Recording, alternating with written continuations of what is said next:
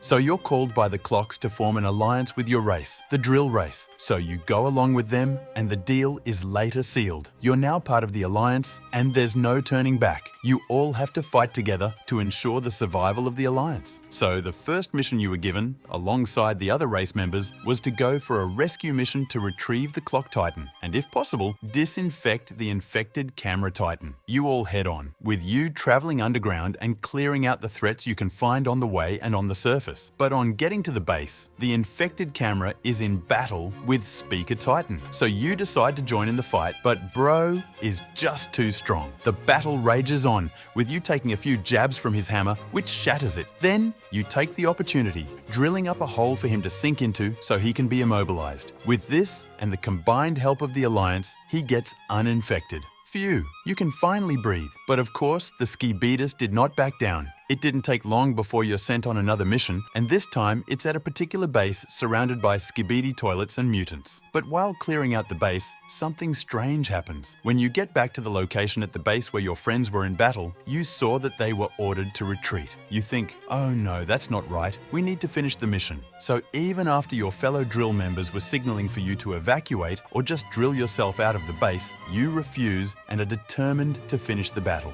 But unknown to you, it was a trap because some mutants ambush you with loud sounds, which you didn't find too pleasant. But you're confident these mutants would be light work. You just need to get close to them. So you squash some of the mutants. But then, while in battle, suddenly you're stopped in time. It would seem that the scientist had teleported in, and with the technology he stole from the defeated Clock Titan, he's able to carry out this feat, stopping you in time. Now what are you going to do? Are you going to stay there and let the scientist have his fun? Well, no, because the drill boss has a plan, and he's going to make sure they never steal the drill technology. So you're disconnected from your body, extracted as a drill spirit, and the boss initiates the plan. He ejects out of your body and then turns on the self-destruct sequence to get rid of the body. With this, he's able to blow it up and take your spirit home back to base. Although all this would not be comfortable for you, you have no other choice but to wait until the drills are able to build a new body. And you're also told that this new body would let you access higher levels of your power. You can't wait to see what that would feel like. But you wait, and although it took a significant amount of time, it was still worth it in the end,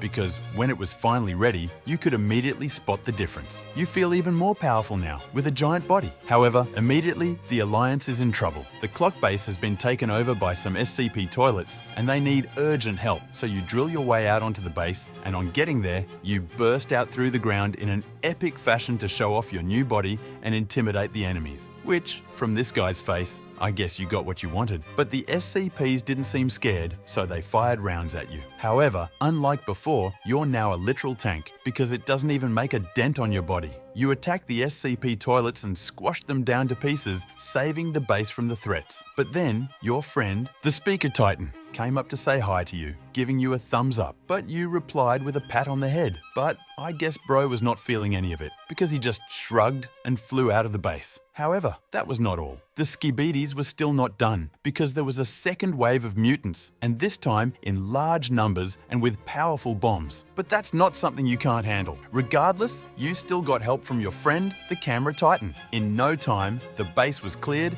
and threats neutralized. But unknown to you, in the background, something is happening that would shape your destiny forever. It was just a casual day in the Alliance, but they got a message from an ally saying that all Titans should protect the clock base. The Skibidi would attack with all might. And this message is so disturbing that you can't just ignore it. So you move on to the clock base. But on getting there, just as confused as you are, you meet the other Titans still confused. What's really going on? You smell a rat. Something's not adding up. Wait, my base. I have a bad feeling about this. So you start drilling as fast as you can, heading back to the drill base. And now it's confirmed because you can hear an evil woman's voice in your head, and she's telling you just how the Alliance and the clocks prioritize themselves over your own race and that they betrayed you. And to confirm all your fears, when you get to the surface, lo and behold, you're met with the most horrendous sight, the complete massacre of your entire race. Everyone you've ever known from your race gone in just a few hours. You blame the Alliance and the clocks. Why would they send a message that would make you go away from your race? Now, you failed to protect everyone you loved. But that woman couldn't just stop talking. You could still hear her voice in your head. And in that moment of grief, the camera titan came to console you, but you're not having any of it.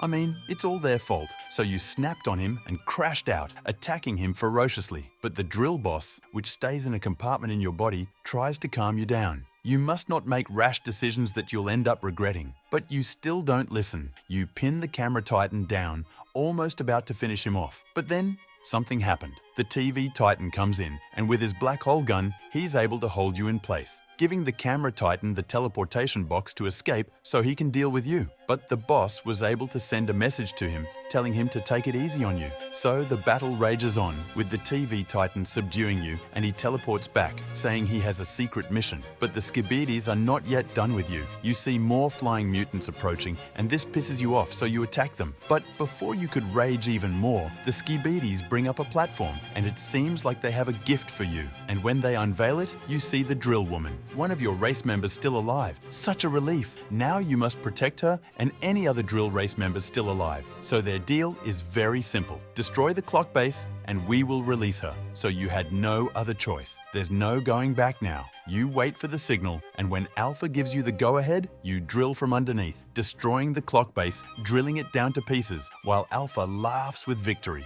Although it's painful, you have to do it. However, the Skibidis don't keep to the end of their bargain. The drill woman is not released. Instead, she's kept alongside the other survivors in a laser cage bricked up with TNT. So if you attack, the bombs will go off. You've been outsmarted by Alpha, so the best thing the drill chief suggests you do is to lay low for now and not answer to Alpha anymore. You're now the enemy of the Alliance and you can't show your face. So you wait and wait until you get the green light. When the time was right, the agents managed, with intense battles, to free the drill woman and other drill race members. Now you're free and not bound by Alpha's contract anymore. However, by this time, a lot has already happened. Alpha has been eliminated and the clock titan immobilized. The goal of the Alliance now is to stop the Gman apocalypse. But there's a problem. The Alliance still thinks you're evil and on Alpha's side, so you have to find a way to convince them. When you get to the surface on the journey to the base, you spot the two titans and instantly they attack you, with the speaker titan firing blasters at you. But before the battle could escalate further, the boss sent a message to the camera titan to stand down, that you are now part of the Alliance. So with this, you join in with the boys to take down the G-Man apocalypse together. But before you could get to the base, you're ambushed by an ugly mutant 02, and Bro gives you a hard time. But the speaker titan is there with you. So together, you guys gang up on the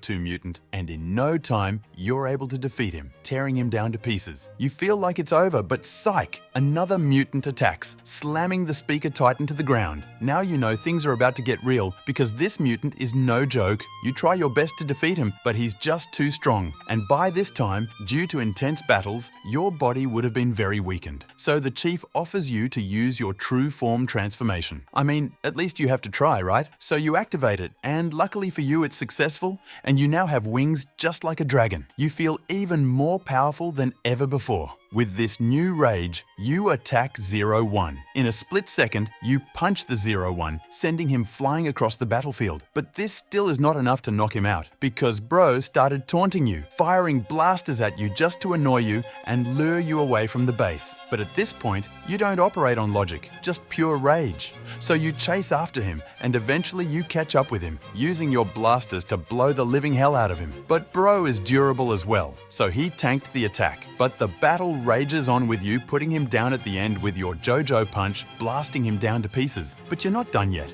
You head over to the base, but on getting there, the other titans are in battle. You're so filled with rage that you attack them too. But before you could do any damage, the clock titan comes in. You're still not scared of him, so you charge at him. But Bro just used an order on you to calm down, and this eventually puts your nerves at rest. So with this, you and the other Alliance members assemble together to fight against the G-Man apocalypse. But it was already too late. The G-Man apocalypse has already unleashed, and it's massive, but you all have no choice but to fight against it. So you all join your core blasts together in a bid to destroy the G-Man, but Bro wasn't feeling it, so he sneezed out a nuke that totally obliterated you and your friends to pieces, and that's the last thing you saw. However, all of a sudden, you're spawned back to life by the Clock Titan, and he started explaining how you all should fight strategically.